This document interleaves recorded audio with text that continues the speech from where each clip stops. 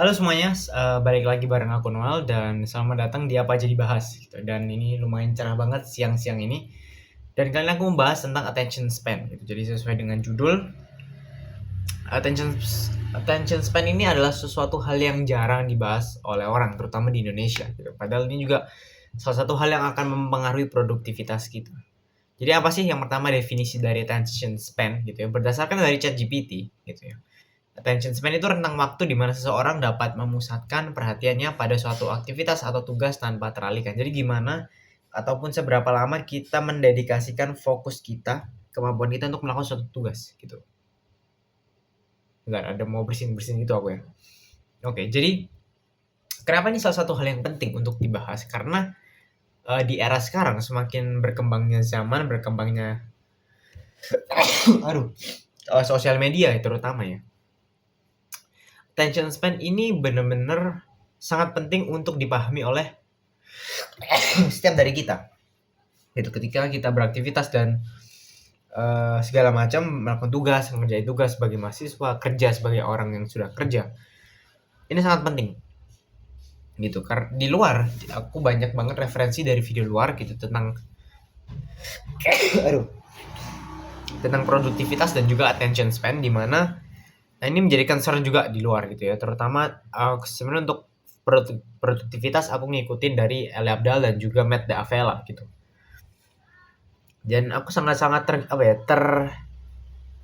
mungkin tergiur, mungkin sangat-sangat into banget, sangat-sangat pingin banget untuk mempelajarin psikologi manusia tentang produktivitas dan segala macam. Dan attention span ini adalah salah satu hal di mana ini juga termasuk di dalam sainsnya ada gitu. Walaupun aku nggak mempelajari secara detail, tetapi gimana caranya untuk mempertahankan suatu attention span, gimana caranya untuk membentuk attention span, dan gimana kok bisa orang-orang tuh mulai berkurang gitu. Aku mempelajarin beberapa video dan juga baca sedikit tentang hal-hal itu, dan itu aku berusaha untuk terapin di kehidupanku gitu, walaupun memang masih sulit dan butuh proses juga untuk menerapkan hal itu. Jadi kenapa ini penting? Balik lagi ke awal, dengan berkembangnya zaman ya, terutama sekarang munculnya TikTok, munculnya Instagram Reels, YouTube Shorts, video-video yang berdurasi pendek itu dengan jangka waktu orang bisa pasang ya 1 detik sampai mungkin 90 detik gitu ya seharusnya. Dan ketika seseorang ngeliatin hal itu kan jadi hal yang normal. Scrolling TikTok, scrolling itu udah jadi semacam kata yang resmi gitu. Ketika itu menunjukkan bahwa kita main sosmed. Jadi selain scrolling, bahkan kata itu yang awalnya nggak ada, bisa jadi masuk ke dictionary-nya Inggris gitu ya. Dulu ada zamannya 1950 ke bawah seharusnya itu spam gitu ya. Spam itu sebenarnya daging gitu kan. Kalau sekarang kita zamannya spam, ngetik apa ya ini melakukan sesuatu dengan banyak. Kenapa sejarahnya gitu?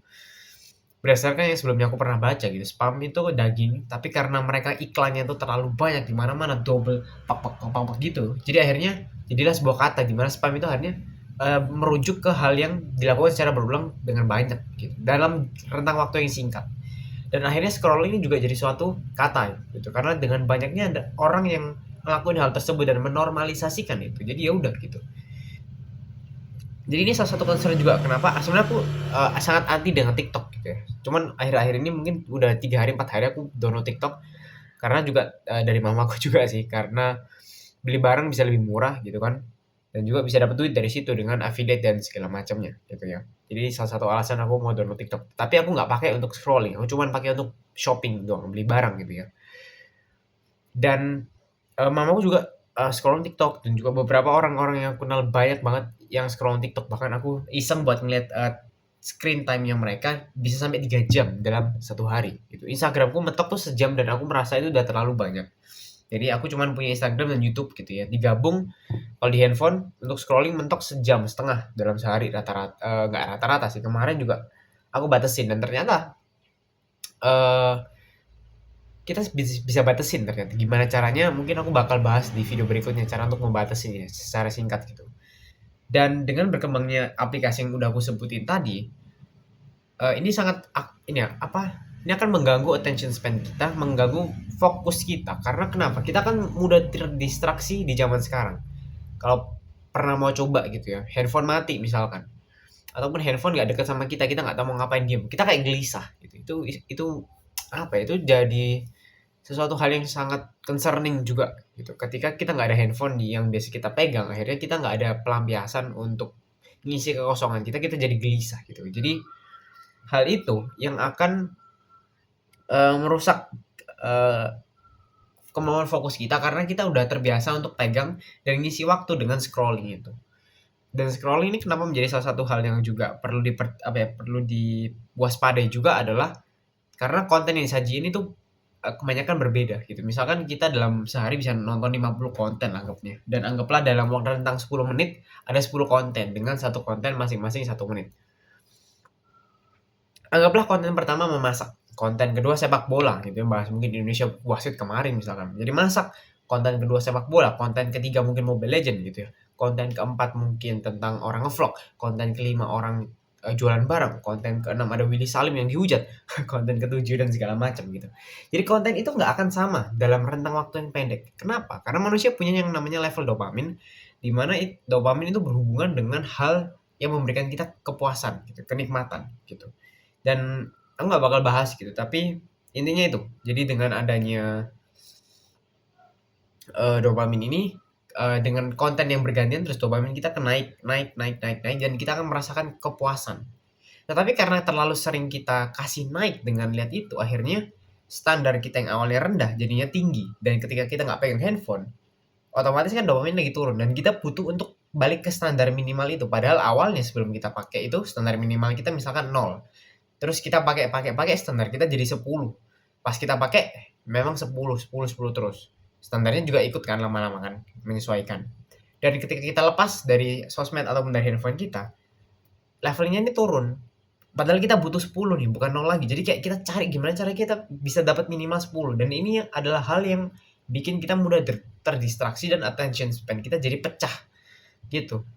Jadi sosmed ini kenapa menjadi salah satu yang concerning juga dan aku batasin diri ya dengan Instagram aku batasin di 25 menit gitu. Jadi akhirnya aku benar-benar pikirin banget Instagram ini dalam sehari aku mau pakai buat apa. Kebanyakan memang untuk scroll yang nggak jelas gitu sebelumnya gitu. Dan juga Instagram ini juga salah satu sumber informasi yang banyak dipakai di Indonesia. Di luar negeri, mungkin di beberapa di barat mereka pakainya Google Review. Mereka ketika mau referensi kemana cari tempat makan mereka pakai Google. Kalau kita di Indonesia gitu kan kebanyakan udah ada selebgram food vlogger di Instagram, di TikTok itu kan udah banyak banget. Jadi referensi bisa lewat situ. Jadi itu yang aku pakai gitu ya. Dan ketika mungkin ada tempat makan yang baru, mereka jarang banget untuk bikin website ataupun mereka bikin toko di Google untuk naruh informasi. Kebanyakan mereka bakal bikin Instagram dulu, sehingga ya itu salah satu caraku juga untuk cari tahu menunya apa, harga dan segala macam. Jadi aku harus benar-benar menjaga dan memikirkan waktu dalam sehari 25 menit untuk Instagram. Aku pakai untuk apa aja? Mungkin lihat chat dari temen ataupun nyari informasi. Jadi benar-benar terbatas banget gitu. Ketika aku habisin buat scroll, dan aku mau cari informasi, aku nggak bisa.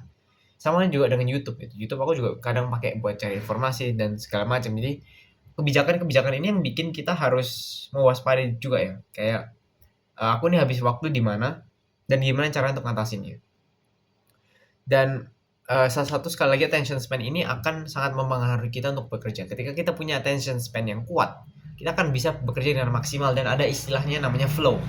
Ada bukunya, aku belum punya gitu dan berharap suatu saat bisa beli lah dan baca memahami tentang flow. Tapi ada videonya yang kalian bisa cari tentang flow ataupun tentang fokus manusia. Jadi flow mengalir ya, FLOW. Kalian bisa cari aja.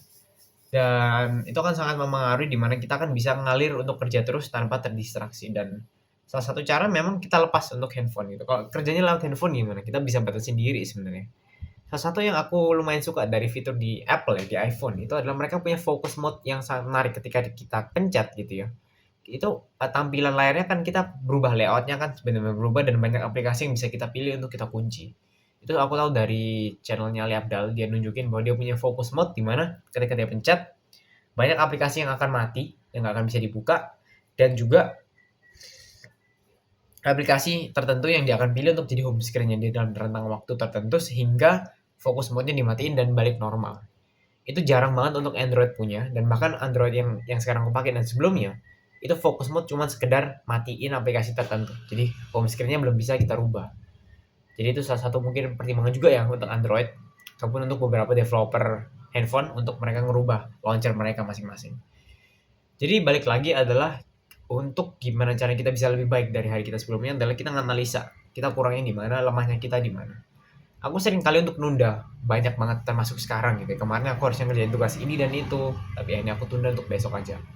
Dan sekarang aku juga lagi baca buku ya, e-book sih sebenarnya. Itu The Art of Laziness, di mana dia salah satu pernah bahas juga bahwa ya apapun yang kita lakuin sekarang dan ketika kita menyesal, ya itu kesalahan kita gitu. Orang lain nggak akan datang untuk narik kita dari bawah gitu. Walaupun aku sendiri sebagai Kristen di Alkitab ada berdua lebih baik daripada seorang gitu. Jadi karena kalau satu yang jatuh bisa narik gitu. Tetapi dalam konteks kehidupan kita juga sekarang gitu, kita nggak akan bisa terus untuk ngandalin orang lain. Itu salah satunya di buku itu dijelasin juga kita cuma bisa ngandelin diri kita sendiri. Dengan arti bahwa kita punya Tuhan, kita bisa ngandelin dia, tetapi kita juga nggak bisa nunggu bahwa Tuhan akan mengirim seseorang untuk kita. Kita harus gerak duluan untuk kita cari gimana cara kita bisa lebih baik. Jadi salah satu caraku untuk gimana ngatasin attention span adalah dengan ya memang jauhin handphone sebenarnya. Dan laptop ini aku ada beberapa akun ya. Jadi salah satu ada untuk Instagram atau untuk YouTube dan aku close semua itu. Jadi aku fokusin. Jadi aku ada satu browser aku pakai Mozilla untuk khusus untuk kerja. Dan akhirnya browser itu nggak akan ada Instagram dan YouTube-nya gitu. Karena YouTube ada iklannya kan. Jadi aku ada YouTube Premium dengan beda akun. Untuk Instagram sendiri aku nggak loginin ke situ karena dan juga aku nggak inget password sama sekali. Semua akun gue nggak pernah inget password. Beberapa doang sih. Jadi aku masukin ke salah satu password manager dan ketika aku butuh aku kan buka password manager itu. Jadi langkahnya lebih ribet ketika aku mau login suatu aplikasi. Jadi makanya itu aku memperibet sendiri dan juga salah satu juga produktivitas yang aku dapetin tips ya dari Ali Abdal yaitu bahwa ketika kita mau fokus dalam suatu hal itu ada baiknya adalah kita dengan sengaja menciptakan sebuah rintangan untuk diri kita sendiri. Salah satunya dengan dengan pembatasan aplikasi. Dia nyaranin beberapa pemblokir aplikasi dan lain-lain. Tapi kalau yang aku terapin yaitu dengan ketika aku mau login ke suatu sosmedku lewat laptop gitu, nggak lewat handphone karena handphonenya aku bukan buang ya. Aku taruh jauh-jauh sehingga aku harus berdiri dan ambil effort lebih untuk ngambil handphone.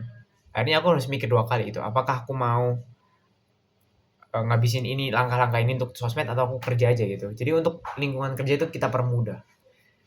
Dan untuk membentuk ya attention span yaitu kita hilangin distraksi ketika kita kerja kita pelan-pelan aja. Salah satu cara memang adalah Pomodoro teknik di mana itu Pomodoro itu bahasa Italia dari tomat ya. Jadi sejarahnya cukup lucu tapi nggak usah dibahas. Jadi intinya adalah gimana kita bikin set timer ya. Dia saranin 25 menit tetapi tips lainnya juga adalah kita nggak usah batasin pakai timer itu. Ada banyak tips, ada yang bisa berhasil juga pakai Pomodoro dengan batasan 25 atau kalian bisa naikin ke 35 menit. Terus setelah 35 menit kalian istirahat 5 menit. Istirahatnya jangan buka handphone, jalan aja ataupun kamar mandi, minum dan makan dikit gitu makan cemilan. Terus kalian lanjut kerja lagi selama 25 menit atau 35 menit tergantung dengan pilihan. Kalau aku nggak suka dengan cara itu, karena itu akan mengganggu fokusku di tengah-tengah ketika udah setengah jam, mau nyentuh misalkan aku pasang 35 menit, udah setengah jam ini udah enak banget kerja, timernya bunyi, akhirnya pecah fokus dan harus reset lagi. Jadi aku lebih prefer untuk udah buang, udah kerja selama mungkin, kalau udah capek, udah aku istirahat dulu dan baru kerja lagi. Kerja ini dalam artian kerja tugas ya. Gitu. Jadi itu salah satu cara, ada berbagai macam cara yang nggak akan aku bahas di video kali ini, cuman di sini aku mau mengenalkan kalian bahwa ada yang namanya attention span dan itu sangat penting gitu. Dan TikTok scrolling itu bukan hal yang bisa kalian normalisasikan dan seharusnya nggak boleh dinormalisasikan karena hal itu akan merusak fokus kita dan waktu kita akan terbuang dengan sangat percuma gitu. Kita bisa habisin waktu buat baca, entah baca buku, entah kalian kalau misalkan uang pun nggak ada gitu, kalian bisa pilih untuk baca e-book gitu. Ada beberapa buku-buku yang nggak ada di Indonesia yang aku pilih untuk bajak gitu ya. Jadi kalian cari sendiri, nggak mau kasih linknya. Jadi cari PDF-nya, EPUB-nya kalian bisa untuk kalian baca gitu. Jadi ada yang suka baca buku, ada yang suka baca artikel, jurnal mungkin banyak bebas karepmu gitu. Mau pilih apa pokoknya sebisa mungkin cari waktu yang kalian pakai untuk scroll, mending kalian manfaatin untuk baca. Jadi di handphoneku ini aku juga bikin shortcut untuk aku bisa buka ke e-book yang udah aku download dan aku mempersulit untuk ke sosmedku gitu, dengan aku scroll dan segala macam. Jadi aku tinggal buka layar, aku klik itu otomatis langsung buka ke e-booknya, aplikasinya dan udah langsung baca lanjutin kemarin aku terakhir baca sampai mana. Jadi sangat membantu banget gitu ketika ada waktu mungkin 2 menit 3 menit untuk nunggu ngapain gitu kan. Baca aja udah cukup gitu. 2 menit 3 menit tuh bisa baca mungkin 2 paragraf ya kalau aku ya. Mungkin 2 3 paragraf gitu kan.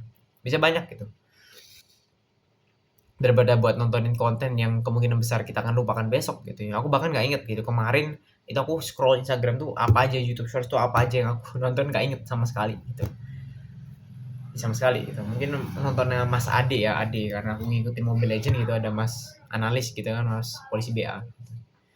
Tapi aku nggak bakal bisa ingat secara detail kecuali dengan buku gitu karena kita belajar dari hal-hal itu ataupun nggak harus buku tentang pengetahuan kayak gini gitu. Kalian bisa baca novel cari bebas gitu kan banyak. Aku penasaran, apakah ada PDF Terelie? Anjir ada PDF-nya, nggak mau ya. Jadi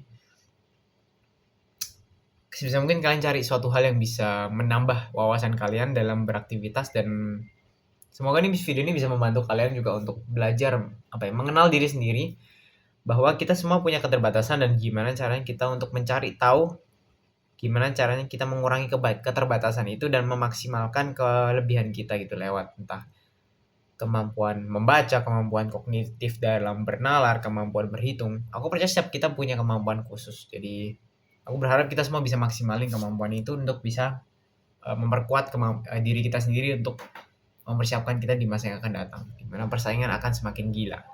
Sekian dari video kali ini. Ciao.